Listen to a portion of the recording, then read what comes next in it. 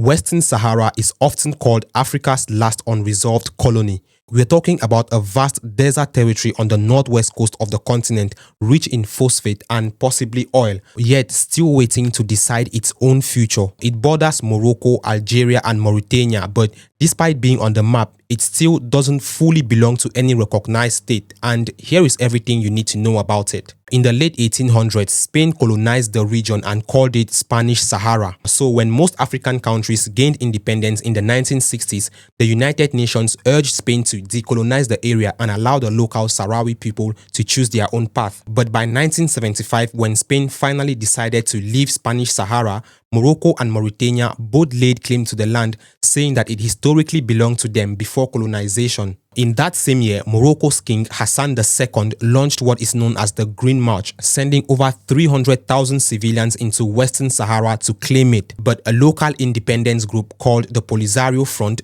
backed by Algeria, opposed Morocco's and Mauritania's claims and declared the Sahrawi Arab Democratic Republic. As a result of this opposition, the Moroccans faced a war broke out. Mauritania finally backed down from claiming the land in 1979, but Morocco took control of most of the territory and even building a 2,700-kilometer sand wall known as the Berm to separate Moroccan-held areas from Polisario territory. Since then, Western Sahara has been divided. Morocco controls about 80% of the territory, while the Polisario Front control the rest, but mostly from refugee camps in Algeria. A United Nations brokered ceasefire in 1991 promised a referendum for the Sahrawi people to choose between independence or integration with Morocco, but over 30 years later, that referendum has still not happened. The main dispute lies in who should vote. The Polisario Front wants only local Sahrawi people on the voters list, while Morocco insists that the many Moroccan settlers now living in the territory should also take part in the vote. Both sides have refused to compromise, leaving the UN mission known as MINURSO stuck in a limbo. Today, Morocco proposes autonomy under Moroccan sovereignty, but the Polisario Front insists on total independence, and the world is divided. Inside Africa, countries like Algeria, South Africa, Nigeria, Kenya, and Namibia support the Sahrawi Arab Democratic Republic, recognizing it as a member of the African Union.